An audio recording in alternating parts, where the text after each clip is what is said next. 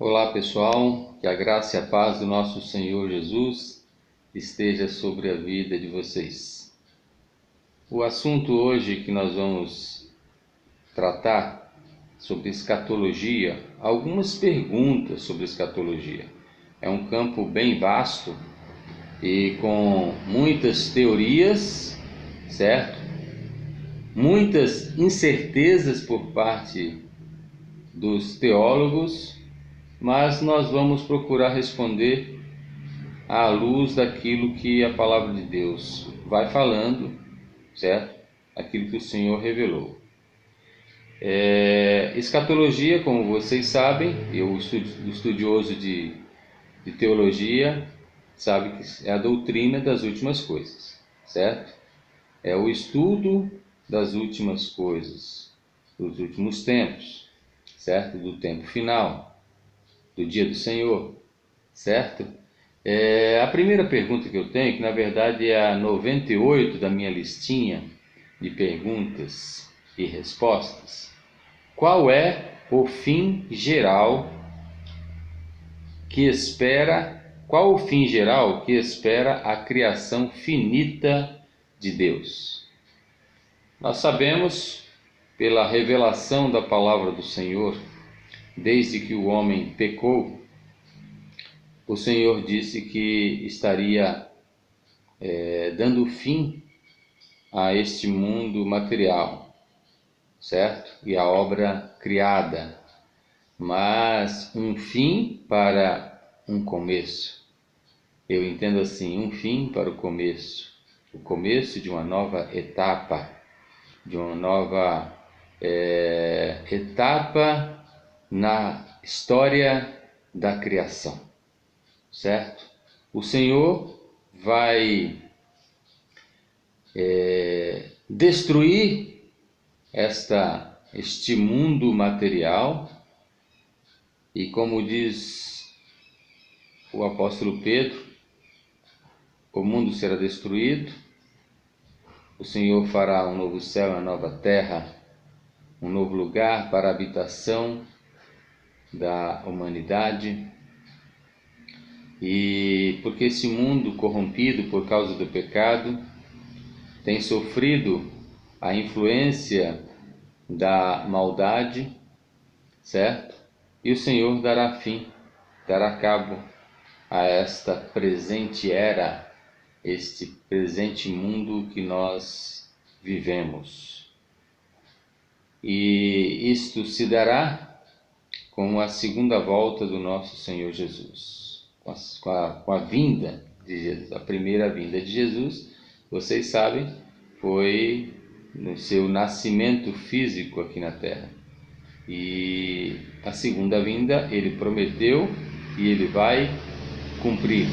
Ele vai cumprir e com isso dará um ponto final nessa presente ordem e será iniciada uma nova etapa, um novo tempo, onde o Senhor Jesus reinará para sempre como o Rei dos Reis, como o Senhor dos Senhores. Então o fim geral que espera a criação finita de Deus é esse. O Senhor virá, quando Ele vier, Ele julgará vivos e mortos. Os seres espirituais também serão julgados, aqueles que ficaram rebeldes contra o Senhor, e irão para a condenação eterna. E os seres humanos que confiaram em Jesus como seu único e suficiente Salvador vão eternamente reinar com Jesus, o nosso Senhor. Cristo voltará fisicamente? Vamos ver o que ele mesmo diz. Quando o Filho do Homem, aqui em Mateus capítulo 25, versículo 31. Quando o Filho do Homem vier em sua glória, todos os santos anjos com ele, então se assentará no trono da sua glória, e todas as nações se reunirão diante dele, e ele aparecerá um E ele apartará uns dos outros, como o pastor aparta dos bodes das ovelhas. Ele porá as ovelhas à sua direita e os bodes à sua esquerda. Então dirá o rei aos que estiverem à sua direita: Vinde, benditos de meu Pai, possuí por herança o reino que vos está preparado desde a fundação do mundo. Aí o Senhor vai explicar quais são os benditos do Pai e vai apartar os bodes, ou seja, aqueles que não amaram ao Senhor, não aceitaram Jesus verdadeiramente como Senhor e Salvador. Também nós vemos um outro relato da volta de Jesus aqui no livro de Atos, quando os discípulos de Jesus presenciam a sua subida, a assunção de Jesus aos céus, certo?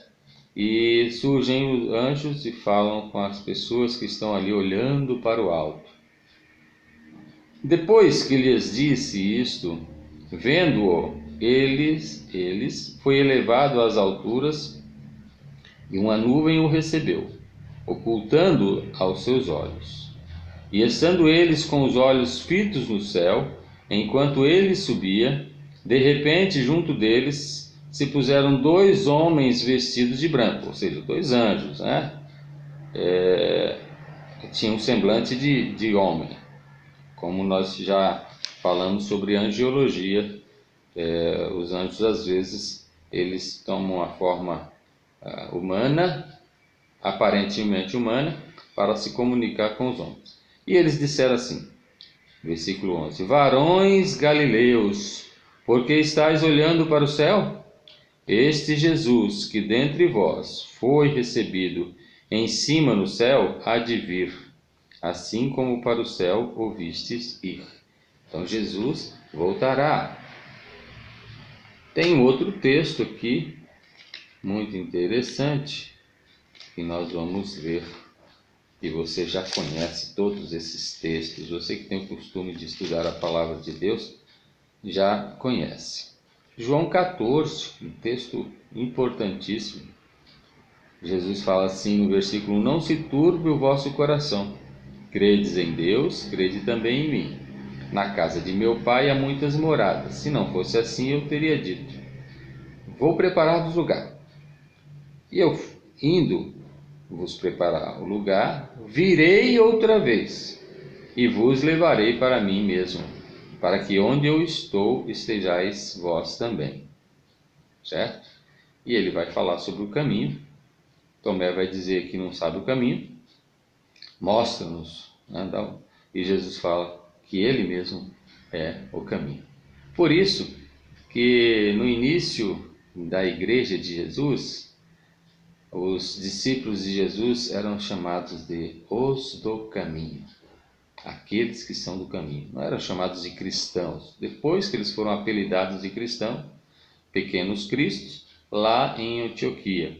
Mas primeiramente eles eram chamados os do caminho, os seguidores do caminho. E o caminho é Jesus. E Jesus mesmo disse que voltará. Jesus voltará fisicamente? Sim, ele prometeu e ele há de cumprir. Haverá uma ressurreição física? Sim.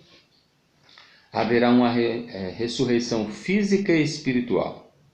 Então vamos ver aqui o que o apóstolo Paulo escreve em 1 Tessalonicenses capítulo 4. Não quero, irmãos, que sejais ignorantes acerca dos que já dormem, para que não vos entristeçais com os demais, que não têm esperança. Cremos que Jesus morreu e ressurgiu. Assim também cremos que aos que dormem em Jesus, Deus os tornará a trazer com ele. Dizemos-vos isto pela palavra do Senhor, que nós, os que ficarmos vivos para a vinda do Senhor, não precederemos os que dormem. Pois o mesmo Senhor descerá do céu com grande brado, à voz do arcanjo, ao som da trombeta de Deus. E os que morrerem em Cristo ressurgirão primeiro. Depois nós, os que ficarmos vivos, seremos arrebatados juntamente com Ele nas nuvens. certo? Para o encontro do Senhor nos ares, e assim estaremos para sempre com o Senhor. Portanto, consolai-vos uns aos outros com estas palavras. O apóstolo Paulo aqui explicando a respeito da segunda vinda de Jesus, da volta do Senhor Jesus aqui à terra.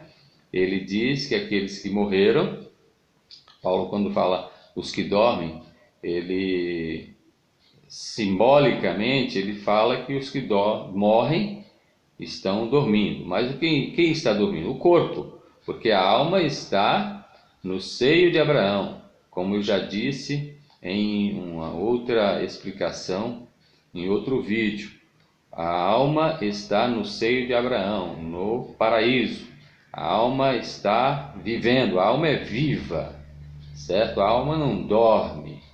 A alma das pessoas está em plena atividade lá no lugar, no paraíso, que Paulo também chama de terceiro céu, o lugar preparado para aqueles que amam ao Senhor, aguardando a volta do Senhor.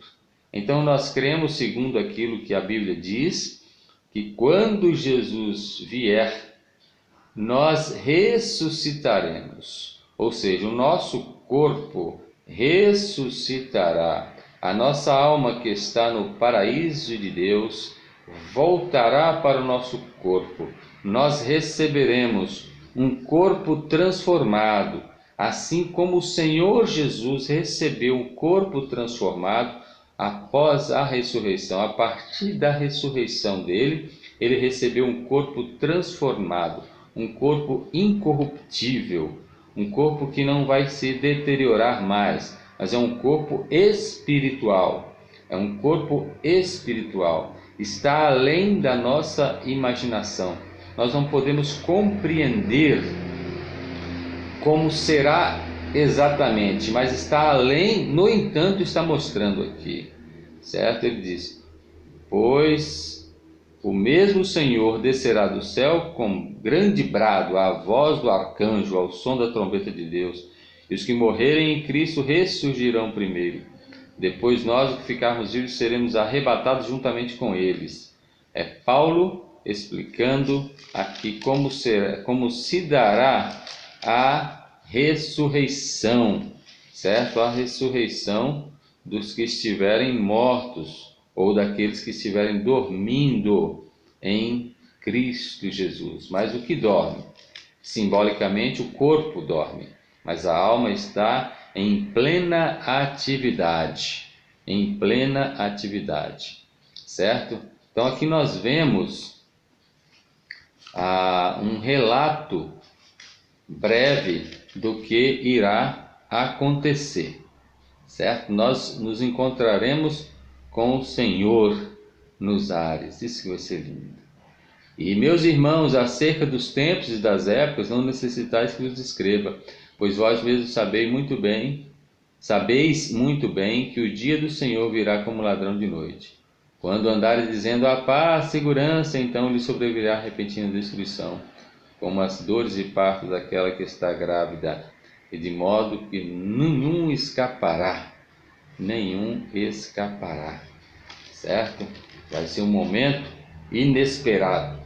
A população mundial, o mundo todo, como um todo, não estará atento aos sinais dos tempos. Mas nós devemos fazer como o Senhor Jesus Cristo disse: vigiai, vigiai, vigiai e orai. Vamos lá. Haverá uma ressurreição física, sim, física e espiritual. Haverá um juízo final? Certamente. Vamos voltar lá para o texto que nós lemos de Mateus, quando Jesus ele fala a respeito disso. Ele porá as ovelhas à sua direita e os bodes à esquerda, então dirá o rei aos que estiverem à sua direita: vinde benditos do meu Pai, possui por herança o reino que vos está preparado desde a fundação do mundo.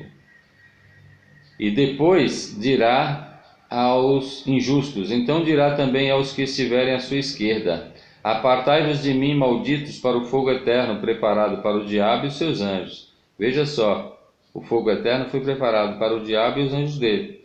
Logicamente, não era para o ser humano. No entanto, o ser humano rebelde pecou e receberá a punição. Por quê? Porque não quiseram dar ouvidos às orientações do Senhor. Não quiseram dar ouvido à orientação do Senhor e preferiram seguir as orientações do inimigo. O Senhor estará trazendo a julgamento todos, brancos e negros, grandes e pequenos, velhos e novos, de todas as raças, de todas as tribos, de todos os povos. O Senhor trará a julgamento todas as pessoas da humanidade que viveram em todas as épocas, desde a fundação do mundo até o último instante. E todos aqueles que não estiverem escritos no livro da vida receberão a punição devida, que é o julgamento. Aqui o apóstolo Paulo, em Tessalonicenses, 1 Tessalonicenses 5, ele diz assim: vós, irmãos, não estáis em trevas, para que esse dia vos surpreenda como ladrão. Todos vós sois filhos da luz e filhos do dia.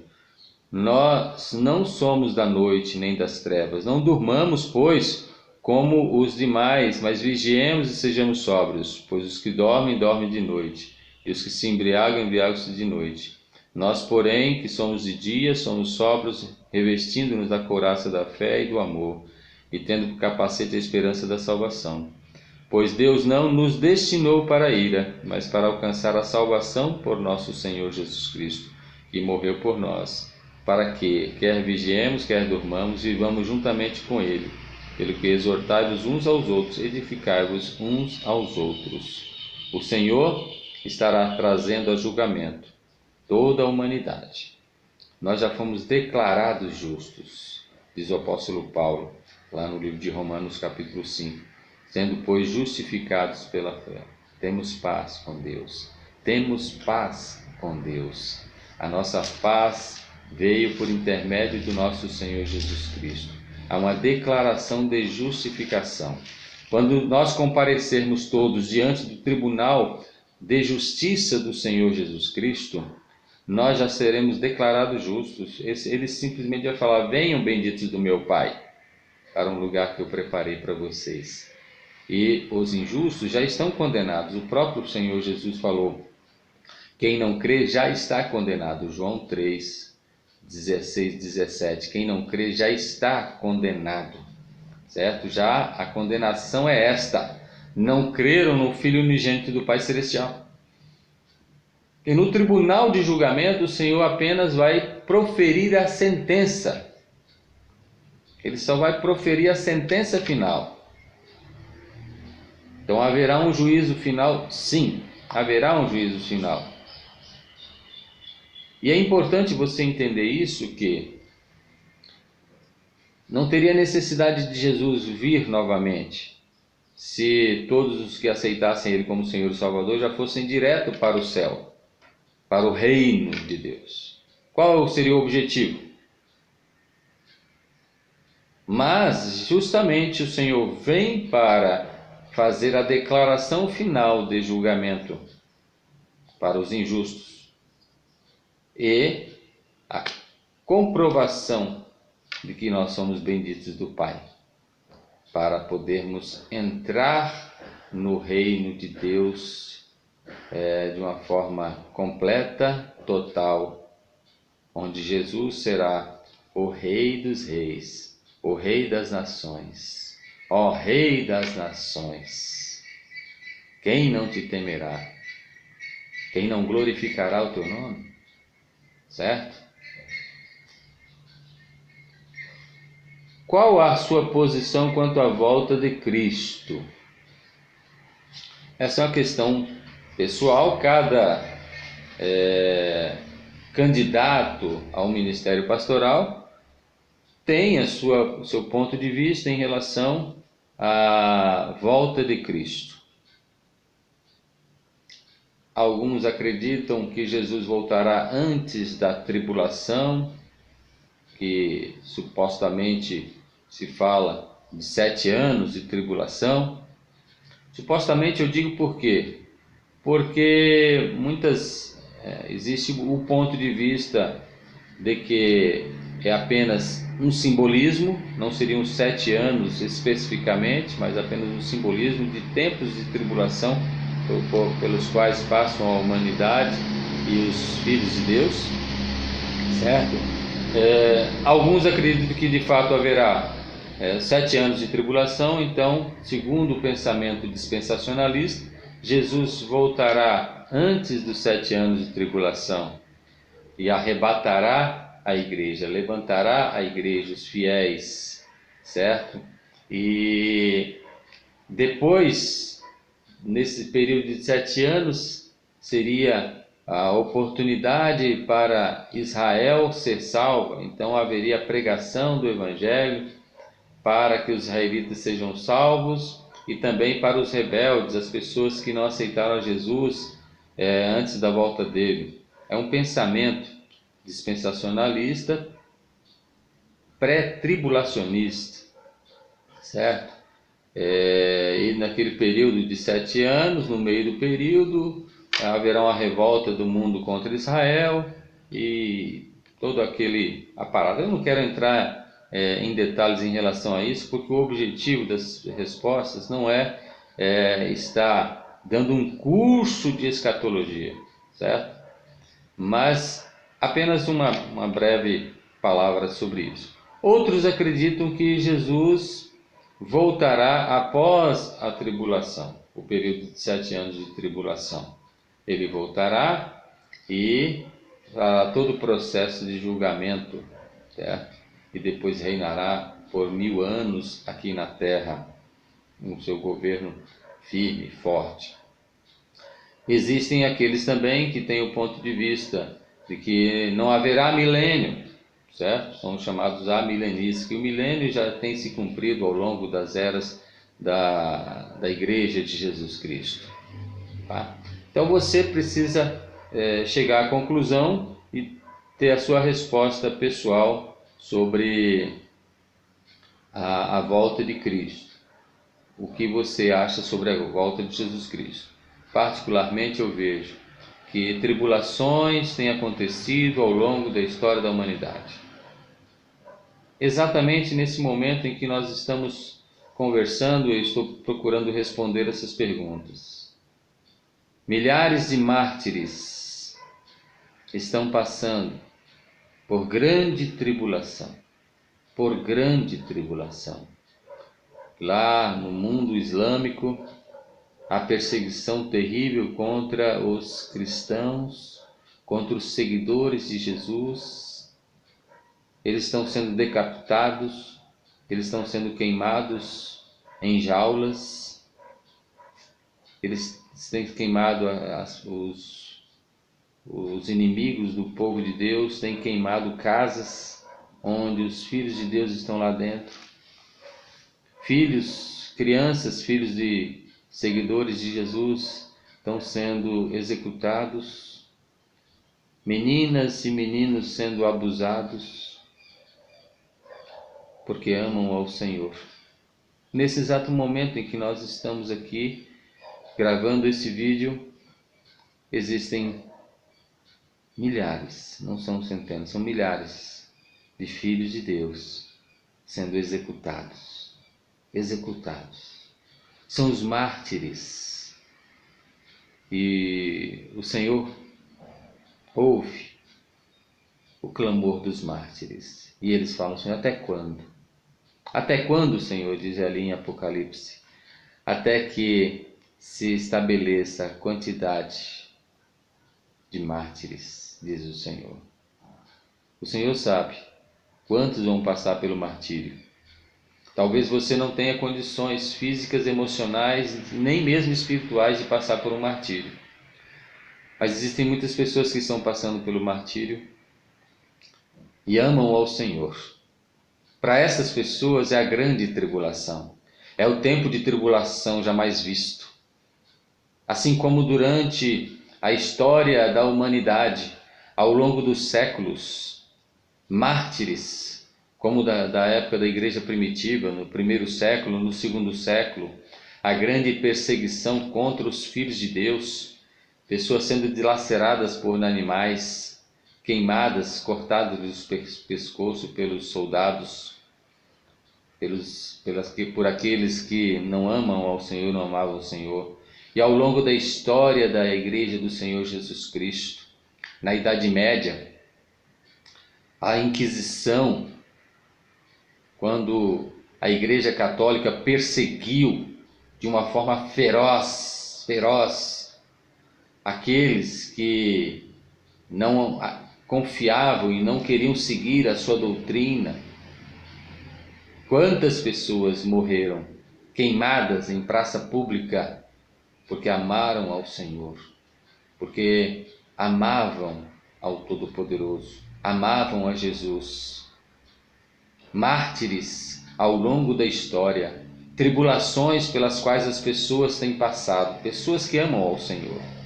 E naturalmente, como agora no mundo islâmico, lá na Ásia Menor principalmente, e na Ásia também, essas perseguições são grandes tribulações, não somente para o povo seguidor de Jesus Cristo, mas para a própria população. Veja a situação lá na Síria, no Afeganistão, no Iêmen, em outros países, essas perseguições que acabam também afetando toda a comunidade, são tribulações. E naturalmente, o Senhor falou a respeito de algo que seria mundial, de uma catástrofe mundial, uma tribulação mundial. Mas eu afirmo a você, ao longo da história, muitos mártires têm passado pelas grandes tribulações. Assim, nós cremos que o Senhor Jesus, Ele voltará. Ele voltará. Se antes da tribulação, se depois da tribulação, uma coisa é certa, Ele voltará. E Ele julgará toda a humanidade, brancos e pretos, pequenos e grandes, novos e velhos, vermelhos e amarelos, todas as raças, povos, tribos e nações. Não importa a etnia, não importa a raça, todos deverão comparecer na presença do Senhor, na presença do Senhor. Vamos ver mais uma pergunta aqui. Satanás e os anjos caídos serão exterminados ou qual será o fim deles? Não serão exterminados. Não serão exterminados. O próprio Senhor Jesus, naquele texto que eu li para vocês, de Mateus 25, fala que o inferno é o lugar preparado para o diabo e os anjos dele. Eles não serão exterminados. Eles serão julgados, condenados para sempre. Eles viverão eternamente sob o peso da sua condenação por sua rebeldia. Agora vamos ver esse texto de Filipenses 2, 9 a 11. Pelo que Deus o exaltou soberanamente e lhe deu um nome que é sobre todo nome, para que ao nome de Jesus se dobre todo o joelho dos que estão nos céus, na terra e debaixo da terra, e toda língua confesse que Jesus Cristo é o Senhor, para a glória de Deus Pai. Aqui o texto mostra que Jesus será exaltado soberanamente, que o nome de Jesus deverá ser o nome na boca de todos os seres criados pelo Deus Todo-Poderoso, pelo Criador, pela Triunidade, Pai, Filho e Espírito Santo. E o texto mostra que todo joelho se dobrará e toda língua confessará que Jesus Cristo é o Senhor,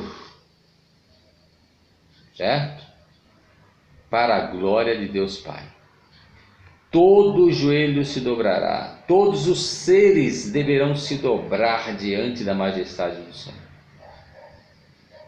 É interessante afirmar que até mesmo o diabo, Satanás, os seus anjos malignos e toda a humanidade decaída, todos aqueles que não confiaram ao Senhor lá no inferno, no lago de fogo e enxofre, deverão se dobrar diante de Jesus e adorar a Jesus. Adorar a Jesus e confessar com a boca deles que Jesus Cristo é o Senhor, para a glória de Deus Pai. A exaltação do nome de Jesus é para a glória de Deus. E até mesmo os que estiverem condenados deverão se ajoelhar diante da majestade de Jesus. E nós que estivermos no reino do Senhor, participando da presença do Senhor, logicamente glorificaremos, exaltaremos o nome do Senhor Jesus Cristo para a glória de Deus Pai. Toda língua confessa que Cristo Jesus é o Senhor para a glória de Deus Pai. Certo? Isso é muito lindo, meus irmãos, meus amigos. Isso é maravilhoso. Não tem jeito. Até mesmo no inferno deverão glorificar o nome do Senhor Jesus. No céu, glorificar o nome do Senhor Jesus, para a glória de Deus, exaltar o nome do Senhor Jesus para a glória de Deus. O inferno existe? Naturalmente, Jesus falou que o inferno foi preparado para o diabo e os anjos dele. O inferno existe, é literal, o inferno é literal, certo? Se é um lugar espiritual, é espiritual e literal. Haverá dor? Haverá dor sim, porque ranger de dentes, choro, sofrimento. Os espíritos e as almas daqueles que não crerem no Senhor Jesus Cristo padecerão o sofrimento eterno, sentirão a aflição eterna. O inferno é literal, sim. Eu peço que você procure investigar mais a respeito de escatologia, a doutrina dos últimos tempos, sobre a escatologia individual. É importante que você estude. Escatologia geral, estude. Isso é importante. O meu desejo aqui é que você possa aprender mais e mais. E como eu sempre digo, você pode discordar das minhas opiniões, porque uma boa parte de textos aqui, de perguntas e respostas, são inferências, pontos de vista. Aquilo que está muito claro na palavra de Deus não tem sombra de dúvida, mas existem muitas coisas na teologia sistemática que são pontos de vista de teólogos, assim como eu procuro na palavra também, não fugir da palavra de Deus, mas tem pontos que são discordantes. Por exemplo, a escatologia é um ponto em que não há um consenso, certo? Existem pontos que consenso. Uma coisa que é consenso: a salvação só através de Jesus Cristo, nosso Senhor e Salvador. Nem em nenhum outro nome há dado entre os homens pelo qual devemos ser salvos. Então, consenso, certo? Mas existem pontos que não são consenso. Tricotomia e dicotomia não é consenso, certo? Por isso eu te falo, procure investigar e chegar às suas conclusões também. Que o Senhor possa abençoar a vida de vocês ricamente. O próximo assunto que eu vou estar tratando é sobre eclesiologia. E eu vou falar algumas coisas aqui que talvez você vá ficar assustado. No entanto, é de acordo com aquilo que eu vejo na palavra. Não se esqueça, divulgue os vídeos do pastor Lourival, e também curta o nosso canal, inscreva-se no nosso canal. Que o Senhor te abençoe ricamente.